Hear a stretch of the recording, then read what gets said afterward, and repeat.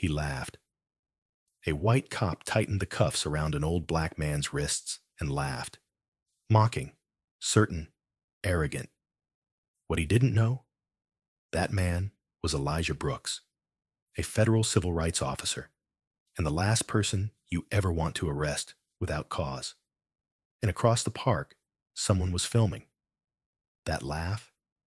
It didn't echo long. It detonated a firestorm that shook an entire city to its core. Dear viewer, what you are about to witness is not just a story. It is a powerful testament to the quiet power and pursuit of justice in places most people ignore. If this is your first time here, I warmly invite you to share where you are watching in the comments below. And if stories like this move you, challenge you, or make you think, consider subscribing and clicking the bell icon. We share voices that deserve to be heard every day. Thank you for being here. Now, let's get into the story. It started with a laugh. Not the kind you share with friends, or the kind that echoes off summer porches. No, this was the cold, biting kind. The kind that cuts through bone. Officer Darren Cole laughed as he tightened the handcuffs around Elijah Brooks's wrists. The street was quiet. Too quiet. Downtown Charleston had seen rain earlier that morning, and the sun now broke through scattered clouds, casting long shadows across the sidewalk. But that laugh lingered like smoke in the air. Dismissive, cruel, triumphant. Elijah didn't say a word. He stood still, wrists behind his back, his crisp navy jacket wrinkled from the grip of the officer, his head held high, eyes forward. Anyone looking on might have thought he was just another black man being arrested in the middle of the day. No protest, no resistance, just another anonymous statistic. And that's exactly what Officer Cole believed. He didn't ask Elijah for his name. He didn't ask for an ID. He saw a black man alone on a park bench, not speaking, not moving fast enough, and assumed the rest. That assumption would be his undoing. 15 minutes earlier, Elijah had been seated on his usual bench in Clearwater Park, his cane resting beside him, a small leather-bound notebook in his lap. At 79 years old, Elijah moved slower these days, but his mind was sharper than most. Every morning, for the past 2 years, he'd walk that same route, down King Street, past the cafe that still remembered his order, and into the park by 10 a.m. sharp. He wasn't there to watch the birds. He was there to listen. Elijah believed cities had a pulse, a rhythm, if you knew how to sit still long enough to feel it. That morning, though, something felt off. He'd noticed the patrol car idle near the corner. The officers inside didn't look familiar. Charleston was still recovering from a controversial wave of new recruits, young, green, and groomed more for control than community. Officer Cole fit the mold perfectly. Early 30s, tightly wound, with a buzz cut and a habit of chewing the inside of his cheek when frustrated. His partner, Officer Hayes, seemed less sure of himself, glancing often toward Elijah, but hesitating to act. But Cole didn't hesitate. He stormed across the grass, boots crunching through damp leaves, hand already resting on his belt. Elijah didn't stand. He simply looked up, eyes calm, posture unchanged. "You loitering?" Cole barked. Elijah blinked once. "I'm sitting." "You've been here too long. You match a description." "A description?" Elijah asked, voice smooth as water on stone. Cole didn't answer. Instead, he pulled out his radio, muttering something unintelligible before barking, "Stand up. Now." Elijah exhaled and slowly rose, his joints protesting slightly. "Officer," he said carefully, I don't believe. Hands behind your back. No cause, Elijah said. I haven't broken any. But the cuffs clicked before he could finish. That's when Cole laughed. Not loudly, just enough to be cruel. Enough to say without words, "You're nothing. You're mine now." Hayes looked away. He didn't laugh. A few people nearby paused. A young couple walking their dog stopped mid-stride. A mother with a stroller turned and walked the other direction. No one stepped in. No one questioned what they saw. The image was too familiar. And that was the danger. Familiarity breeds silence. Elijah didn't speak again until they began leading him to the cruiser. "You're making a mistake," he said, voice low. Cole scoffed. "Yeah? You people always say that." Hayes flinched. "You sure you want to follow his lead?" Elijah asked, turning his head slightly toward the younger officer. "There's still time to choose differently." Hayes didn't respond. The moment passed, and with it, a line was crossed. 10 minutes later, Elijah sat in the back seat of the patrol car, the weight of age and iron on his wrists, but not a flicker of defeat in his eyes. He stared out the window as the cruiser pulled away from the park. The bench sat empty now, bathed in light, the notebook left behind. Cole didn't know who Elijah Brooks was. He didn't know that Elijah had once stood on NASA floors designing structural models for spacecraft. He didn't know that Elijah had quietly funded scholarships for minority students across the state for 3 decades. He didn't know that Elijah had co-authored the very city code Cole had just broken by arresting him without probable cause. He didn't know any of that because he never asked. He only saw skin. And that laugh, that quick burst of smug satisfaction, it would echo far beyond that moment. Because someone had seen, someone across the park, seated on a nearby bench in a gray hoodie, had recorded everything. Someone who hadn't looked important, who hadn't drawn attention. Someone who had their own reasons for being in that park that day. And that someone wasn't just a bystander. He was Deputy Attorney General Nathaniel Chambers, working undercover for a civil rights probe. The tables had just started to turn. And Officer Cole's laugh, the one that rang out like a warning shot, was about to become the sound that toppled a wall. One built not just by him, but by decades of unchecked power, assumptions, and arrogance. Because sometimes, the man you cuff is the one who holds the key.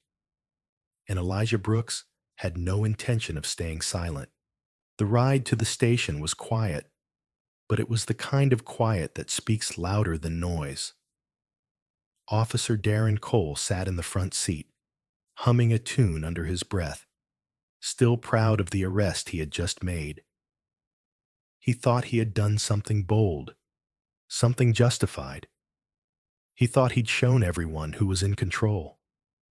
Elijah Brooks sat in the back of the cruiser, wrists cuffed, rain-dampened cuffs of his slacks sticking to his ankles, his face unreadable.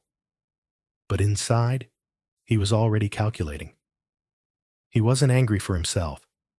He had seen too much, lived through too many decades of injustice to be surprised.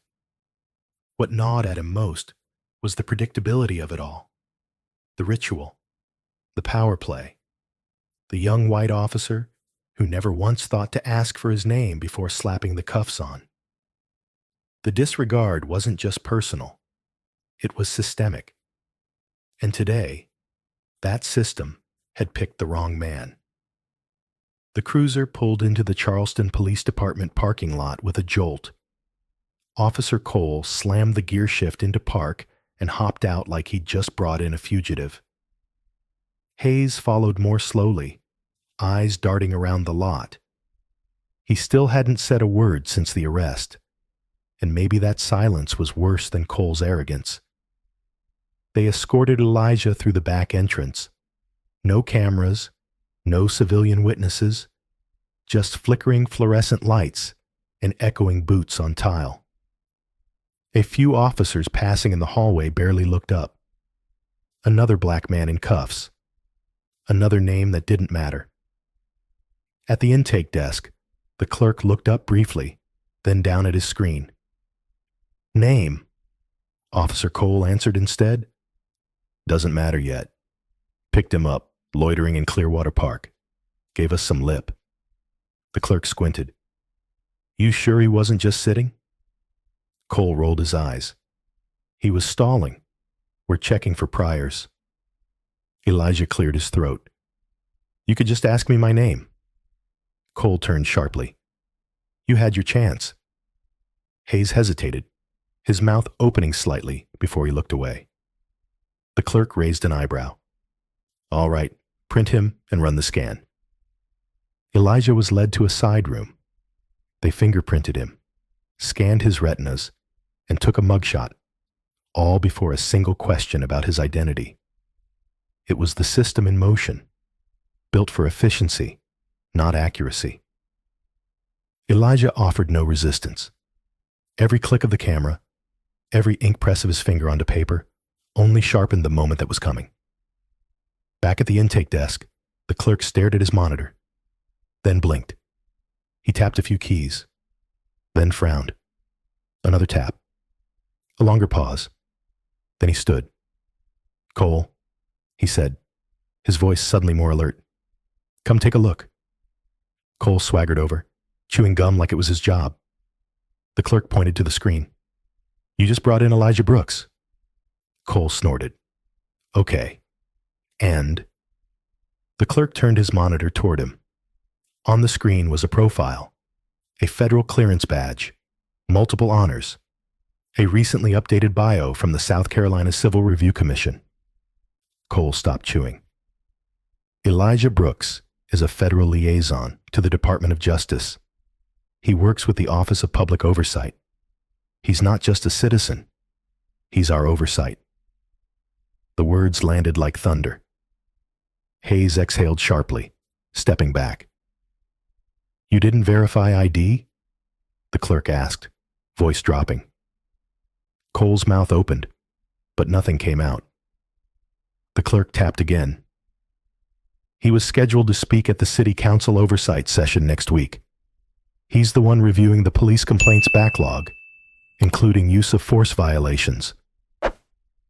The silence now was different. No one could pretend anymore. This wasn't a misunderstanding. It was an exposure. Elijah was brought back into the room, hands still cuffed. Sir, the clerk began carefully. You have my identification now? Elijah asked, voice calm but razor sharp. Yes, sir, and we apologize. I don't need your apology, he said. I need your integrity. But I suspect that's harder to find these days. He turned toward Hayes, who still hadn't met his eyes. Officer Hayes, Elijah said, voice level. You had a choice to speak up. You still do. Hayes swallowed hard. I didn't know. You knew enough, Elijah said softly. Enough to know something felt wrong. And you said nothing. Cole tried to regain control.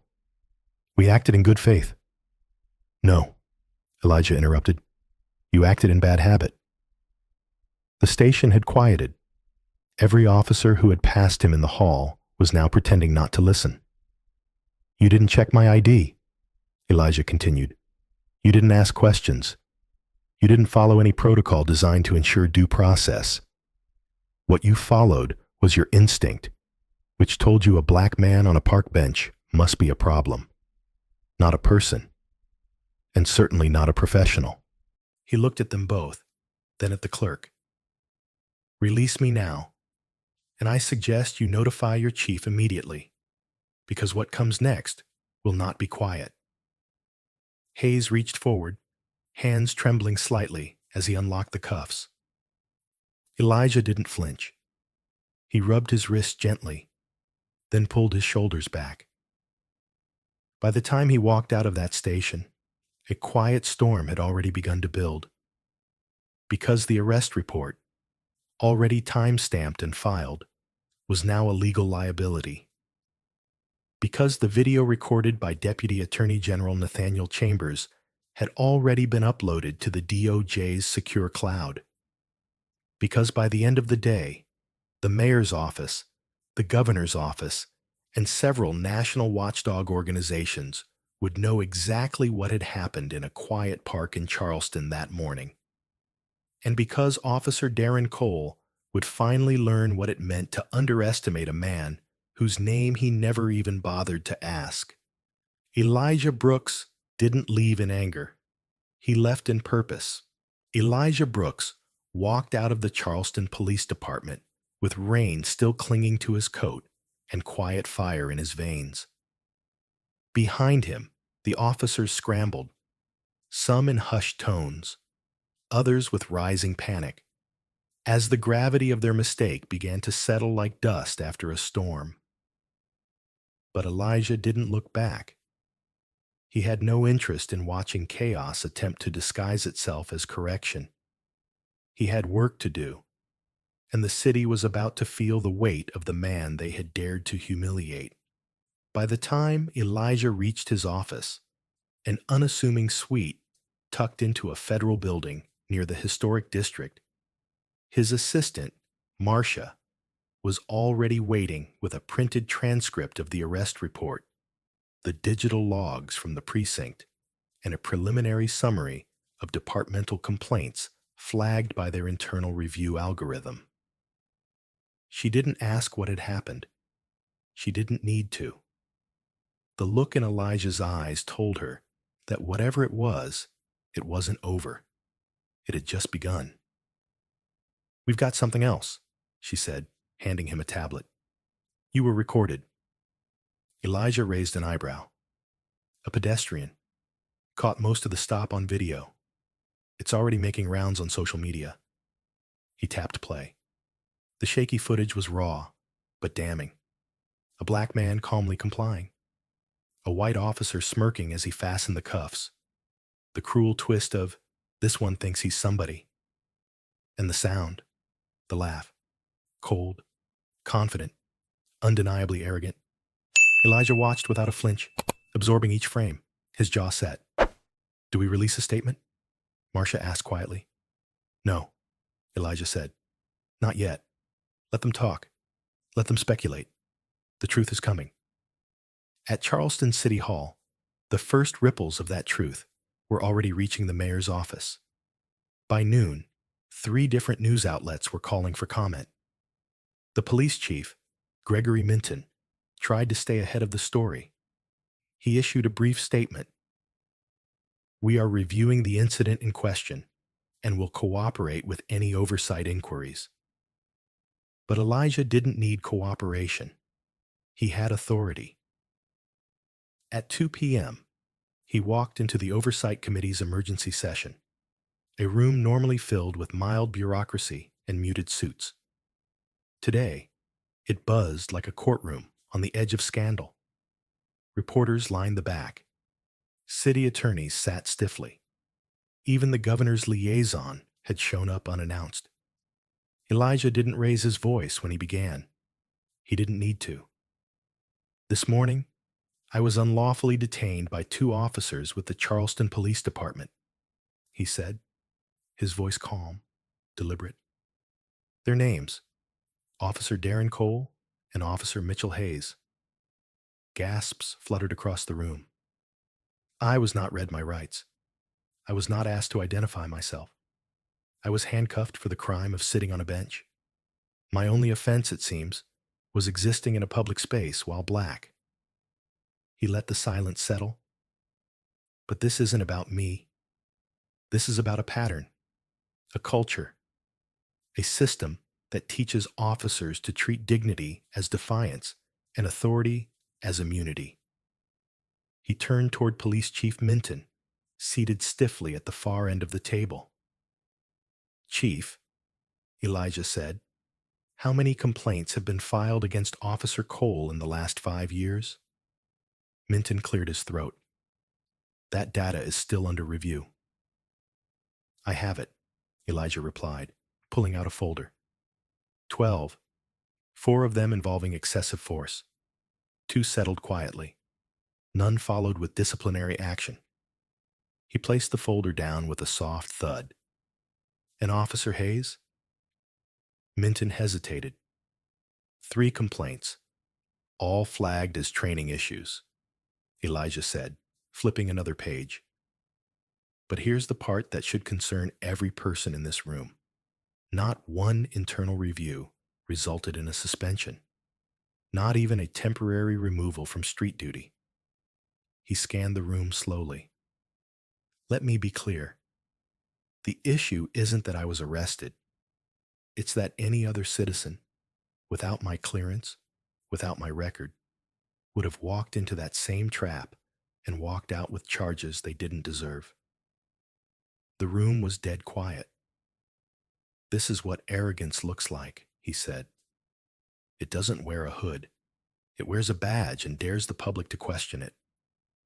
Chief Minton shifted uncomfortably, trying to find his footing. Mr. Brooks, I assure you, Elijah raised a hand, stopping him cold. Number don't assure me. Prove it.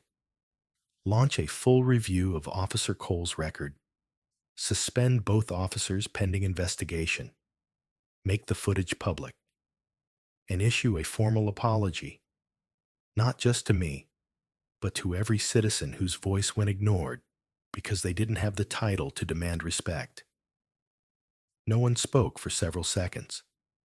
Then the governor's liaison, a soft-spoken woman with sharp eyes, leaned forward. Mr. Brooks, what's your recommendation if they refuse? Elijah didn't blink. Then the Department of Justice intervenes. We open a federal inquiry into civil rights violations, systemic misconduct, and failure of leadership. The threat wasn't shouted. It was promised. That evening, Charleston's Evening News ran the full video. The laugh, the cuffs, the quiet dignity of a man who didn't flinch. Then the headlines followed. DOJ liaison detained without cause. Charleston PD under scrutiny after arrest of federal official. Officer Cole under internal investigation. 12 complaints uncovered. At the department, Officer Cole sat in the locker room, scrolling through the news on his phone, pale and suddenly very quiet. He had laughed at the wrong man. Meanwhile, Elijah stood on the steps of City Hall, speaking to a crowd that had gathered without invitation. He wasn't holding a microphone. He didn't need one. His voice was carried by the truth. You cannot fix what you refuse to face, he said. And Charleston, this city I love, must face itself now. In that moment, a shift began. Not because Elijah demanded it, but because the lie of invincibility, the one that arrogance wears like armor, had met a man who didn't need a louder voice, just one strong enough to say, not anymore. The story might have faded like so many others, another injustice lost in the noise of the world. But what happened after Elijah Brooks left the Oversight Committee was anything but ordinary. The system, so sure of itself, had awakened a force it wasn't prepared for. Not fire, not fury, but precision. Measured, deliberate, undeniable. By the following morning, the Office of Public Integrity had issued formal subpoenas for all body camera footage involving Officer Darren Cole and Officer Mitchell Hayes over the last 24 months. Records long buried in internal servers were being unearthed by federal forensic teams. Videos that never made it into evidence folders. Logs with malfunction listed suspiciously often. But Elijah didn't just want justice for himself. He wanted a record, a reckoning that reached everyone who'd ever been stopped, searched, and silenced without cause. Inside a quiet room on the 5th floor of the federal building, a team of analysts pored over each second of recovered footage. It wasn't just what was on the videos, it was what wasn't. No probable cause, no read rights, no de-escalation, just cold routines, repetition, a pattern. Cole wasn't an outlier, he was a symptom. Elijah sat at the head of the room, hands steepled beneath his chin. Marcia stood beside him, reading aloud from the internal report, just finalized by the Department of Justice. Officer Cole has been involved in over 40 discretionary stops with black men in the past 18 months. 33 resulted in citations or arrests. 22 were later dropped due to lack of evidence. None involved supervisor escalation. Elijah exhaled slowly. It's not policing, it's profiling, dressed up in procedure. And it wasn't limited to Cole. An email chain surfaced between mid-level officers referencing a watch list, a quiet collection of individuals considered likely agitators. Elijah's name wasn't on it, but others were. Local educators, community organizers, even a retired judge. These weren't criminals. They were simply inconvenient, vocal, black. By the end of that week, the governor could no longer ignore the pressure. Community protests had erupted across Charleston. Not riots. Something more dangerous to the old system. Coordinated unity. Residents from all walks of life were marching shoulder to shoulder.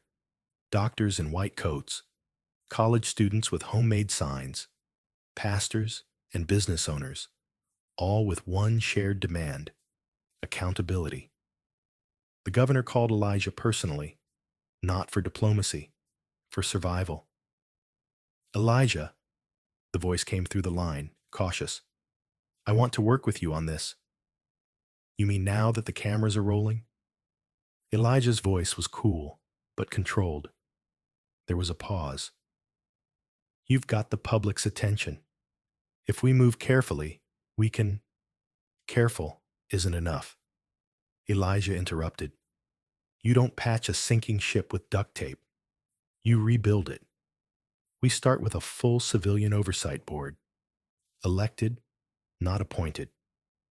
We publish the body cam policies. We audit every stop made in the last 2 years. And the officers involved in these abuses? They're suspended without pay until the investigations close. That's a bold list. It's a modest beginning. The call ended without fanfare. But by the end of the day, the governor stood in front of the press and repeated Elijah's demands almost word for word. Charleston deserves better, he declared, and it begins now. That same night, Officer Darren Cole was placed on immediate suspension. The police union responded with outrage, calling it premature and politically motivated. But the city didn't flinch. It was done being quiet. The next morning, a group of local clergy stood on the courthouse steps and read aloud statements from individuals who'd never filed complaints because they'd believed no one would care. But now, someone did. And the dominoes kept falling. Internal officers came forward anonymously, sharing that complaints were routinely reworded to reduce liability. Aggressive physical contact became necessary redirection. Unjustified stop became community check-in. A culture of language manipulation, institutional gaslighting. Elijah didn't bask in any of it. He barely slept. He wasn't chasing headlines. He was following a blueprint, a silent one passed down through generations. You don't fix injustice by demanding respect. You fix it by proving what happens when the disrespected finally get to write the record. On a quiet Sunday, with no reporters and no press release, Elijah visited a woman named Diane Whitmore, 68 years old, retired school teacher, wrongfully arrested last fall after trying to film an officer yelling at her grandson. No charges, just bruised wrists and a reputation tarnished. Elijah sat on her porch, not with a folder, not with a badge, but with a simple question. What would justice look like to you? Diane stared at him a long moment. Someone telling the truth, on record, with consequences. She didn't want a lawsuit. She didn't want a microphone. She just wanted her grandson to walk home without being treated like a threat. That same night, Elijah updated the draft legislation for a public-facing misconduct registry. It wasn't flashy, but it would matter. For the next Elijah, the next Diane. The reckoning didn't come with sirens. It came in silence, the kind that follows a truth so loud the system has no choice but to listen. And Charleston, for the first time in decades, was finally listening. Elijah Brooks never intended to become a symbol.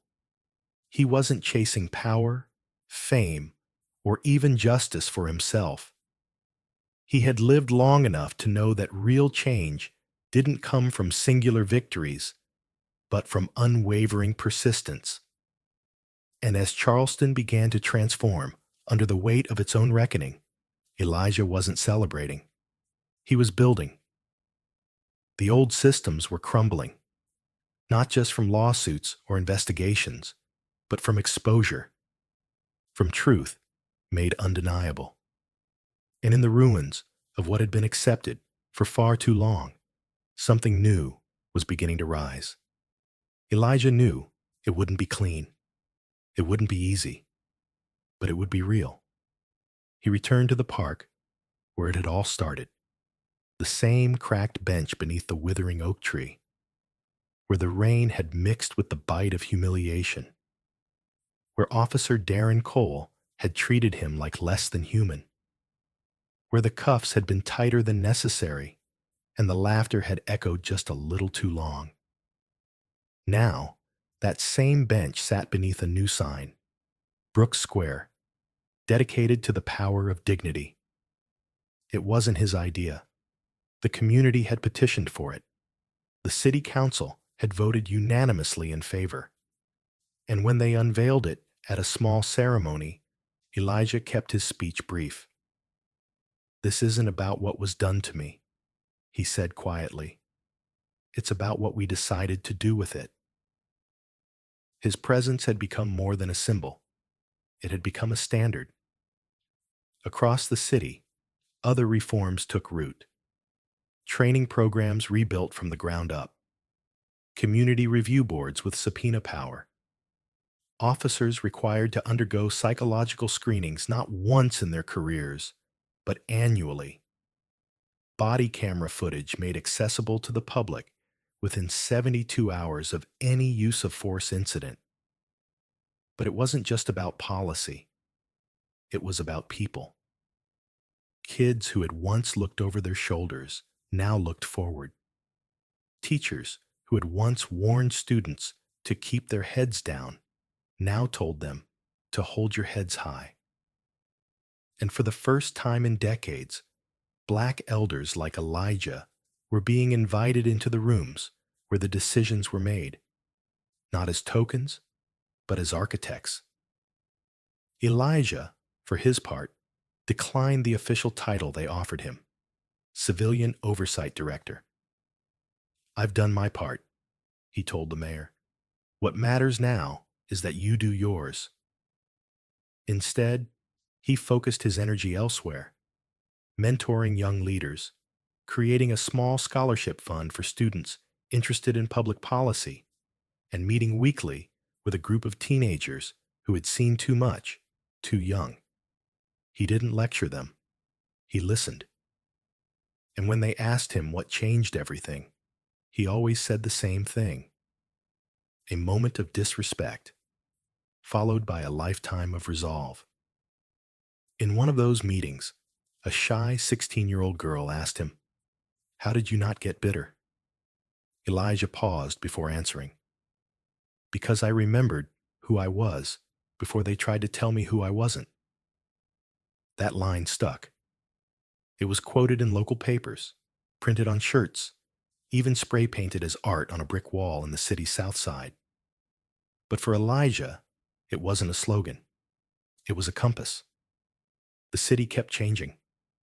Some pushed back, of course. There were angry editorials, police union protests, talk radio rants. But each backlash only proved the urgency of the moment. Every voice raised against accountability became a spotlight on why it was necessary. And in time, even some of those voices softened. Officer Marlon Hayes, a former skeptic, stood during a town hall months later and said publicly, "I used to think Elijah Brooks was trying to tear us down. Now I realize he's helping build us back up." That statement did more to shift public sentiment than any headline. By year's end, Charleston wasn't perfect, but it was different. It was honest. And honesty was a foundation Elijah could believe in. He watched it all unfold from the same place he always did, quietly, steadily, without seeking praise. And when people asked how he wanted to be remembered, Elijah just smiled and replied, "I don't need to be remembered. I just need the work to keep going." Because legacies aren't built in courtrooms or council chambers. They're built in moments of courage repeated day after day until they carve a new path forward. And Elijah Brooks had carved his. Elijah Brooks's story began with a quiet man walking through a public park and ended with an entire city forced to confront the mirror of its own prejudice. It was never supposed to be a revolution. It was just supposed to be a peaceful evening. But when Officer Darren Cole decided to humiliate Elijah on a rainy afternoon in Charleston, he didn't realize he wasn't handcuffing just another passerby. He was binding the hands of a man who had spent his life building systems of justice, who had the ear of people far more powerful than Cole could imagine, and whose integrity had never bent to fear or disrespect. From the moment that dash cam footage went public, the shift was unstoppable. What began as one man's mistreatment sparked a larger awakening. The Deputy Attorney General himself, Nathaniel Chambers, had been watching from afar, observing not only the injustice, but how Elijah responded with grace, restraint, and unwavering dignity. That quiet defiance set a standard. It forced the city to examine not just the action of one officer, but the culture that allowed it to happen without consequence for far too long. As the truth unraveled, the entire Charleston Police Department came under scrutiny. Investigations revealed patterns of unchecked bias, misuse of force, and the silencing of complaints from marginalized communities. Elijah, without ever raising his voice, had held a mirror to the system, and what it saw wasn't just ugly, it was indefensible. And yet, Elijah didn't stop with exposure. He led. He sat with young activists and seasoned lawmakers alike. He declined official titles, but inspired official change. Policies were rewritten. Oversight boards were formed. Training was overhauled. And throughout it all, Elijah remained grounded. He didn't seek revenge. He sought redemption for a city, for a department, and for a generation that deserved better. He wasn't a politician. He wasn't a celebrity. He was a man who refused to let someone else define his worth. A man who understood that real justice isn't loud. It's deliberate. It's measured. It's rooted in truth and lifted by collective courage.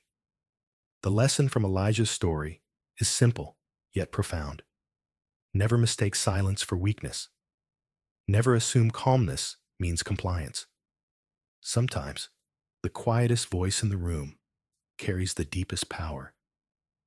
And the ones we overlook are often the ones who carry the blueprint for real change.